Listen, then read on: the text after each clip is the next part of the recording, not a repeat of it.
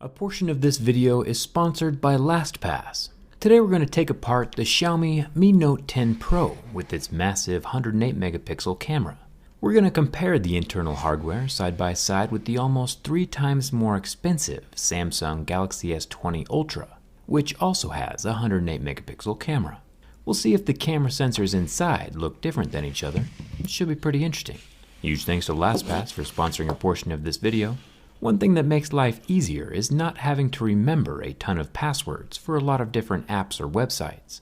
We all know that using the same password for everything isn't safe. And LastPass can help you stay safe and organized by remembering all your passwords for you.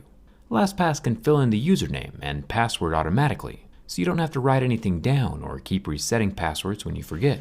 LastPass can also auto-generate super long, random, secure passwords. There are plenty of other things to worry about these days, and passwords shouldn't be one of them. The app itself is free and works on computers, iPhones, Androids, and comes with unlimited password storage. There's free cross-device sync and password sharing if you need to grant someone temporary access for whatever reason. I'll leave a link for LastPass down in the video description. It's totally free, and you can start using it today. Thanks again to LastPass for sponsoring a portion of this video. Now it's time to take apart the Xiaomi Mi Note 10 Pro. Let's get started.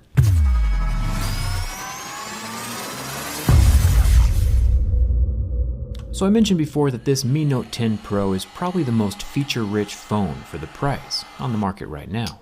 And today we're going to see what all those features look like from the inside. Taking off the back of the phone is easy enough. I'll use some heat and be careful around those curved corners, because breaking a phone in front of everyone would be kind of embarrassing. The heat softens the adhesive underneath that glass and my razor blade can cut it away. Unfortunately, this phone does not have an IP rating. Lack of water resistance is one of the downsides. Once the adhesive is cut all the way around, the back glass panel can lift up and away from the phone. There's nothing important attached to the back glass. There are 17 screws, however, holding the internal plastics to the motherboard. Most of the screws are green, which is kind of fun. Matches the exterior of the phone. Once the screws are removed, I can flip up the small NFC pad, and the rest of the side plastics can pull away from the device. The 5 cameras are what's really interesting inside of here, so we'll keep going. The battery gets unplugged, like a little Lego, and then the exterior metal camera lens can pull away from the phone. We see the 4 flash LEDs, 2 regular and 2 soft flashes. It also has a ribbon cable that goes to the sensors between the 2 camera lenses. With that out of the way, we get our first look at all 5 cameras lined up here inside the phone. They take up quite a bit of space. The large main 108 megapixel camera is the one there in the center. If I slide over the S20 Ultra, which costs about 3 times as much as the Note 10 Pro, we can see that the cameras themselves look to be about the exact same size. And both of them have the same physical optical image stabilization. We'll go deeper in just a second. A clear version of this phone would look pretty awesome. If enough people are interested, I'll scan this one in and make a teardown skin out of it. Let me know down in the comments. The loudspeaker can wiggle out. It does have the waterproofing mesh at the bottom, but inside the housing there are no little balls like we saw inside of the S20 Ultra. The SIM card tray does have a red rubber ring around the opening. Once again, no IP rating, but Xiaomi has at least taken a few precautions against liquid damage.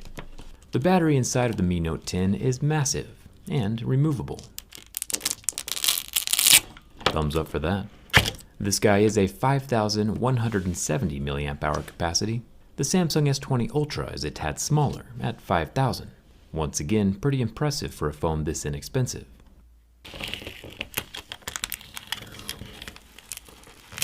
If I peel away the battery adhesive plastic, we can see the mill markings inside of the battery slot where this phone was carved out of a solid block of aluminum. And more importantly, we can see the underscreen fingerprint scanner. This guy is probably the largest underscreen fingerprint scanner that we've seen yet, and definitely gives more credibility to the idea that maybe we'll see larger, whole bottom half of the screen fingerprint scanners someday in the future. Since the screen is AMOLED, and because of that LED technology, it's transparent enough to let the sensors see fingerprints through the display. Even if we had a few of these sensors grouped together for a larger fingerprint sensing area, I think it would be pretty useful. There is one more screw hiding up here under the front-facing camera ribbon cable connector. That's the only thing left securing the motherboard to the frame. Once that's removed, the whole motherboard can pull away. There's a bit of thermal paste on the back of the board, which then uses the metal phone body as a heatsink. The circular vibrator motor down at the bottom is the smallest I think I've ever seen, and both the charging port and headphone jack are permanently attached to the motherboard and not replaceable. If we come up to the top of the phone, we can see the IR blaster LED. This is for remote controlling TVs and stuff. This phone has so much going on inside, it's pretty crazy. Now let's check out the cameras. The bottom two cameras, the 2 megapixel macro and the 20 megapixel ultra wide, are not permanently attached to the top three cameras. Kind of interesting. They have their own separate housings. The 108 megapixel camera is obviously the largest of the group. Then above that we have the 12 megapixel portrait camera and the 5 megapixel telephoto camera. But today we're going to be mostly focusing on the 108 megapixel.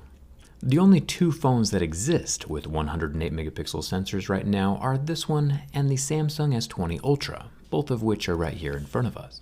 Getting all the cameras lined up in one row actually looks pretty cool from the inside, like one giant shish kebab of image takers. Each of these image takers is made up of two main parts: the lens, which focuses the light, and the sensor itself, which is the part that we are interested in. The sensor portion rests underneath or behind that clear lens, which we can see here. The little colorful rectangle might look familiar. It's kind of just like that underscreen fingerprint scanner we just removed.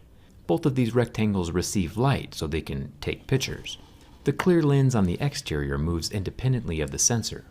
Now let's get the 108 megapixel camera out of the Galaxy S20 Ultra. If a 108 megapixel camera is your main concern or selling point when buying a smartphone, it might be interesting to know that Samsung actually makes the sensor inside of both of these phones. That's right, Samsung made the sensor inside of the Xiaomi Mi Note 10 as well as its own Galaxy S20 Ultra. It's not that surprising actually. Samsung makes a lot of components for a lot of different phone manufacturers. Even some of the iPhones are using Samsung OLED display panels. Both 108 megapixel sensors are about the same size, and if I shuffle them around it would be hard to remember which one came out of which phone without looking at the frames they are attached to. And if I scrape off the copper shielding on the back of the ribbon, it's interesting to see that they both have the same style of manufacturing date, and were made just a few months apart. Now on professional cameras, these clear camera lenses would be made of glass, but since cell phone lenses are internal and protected, they can get away with being made out of optical plastic.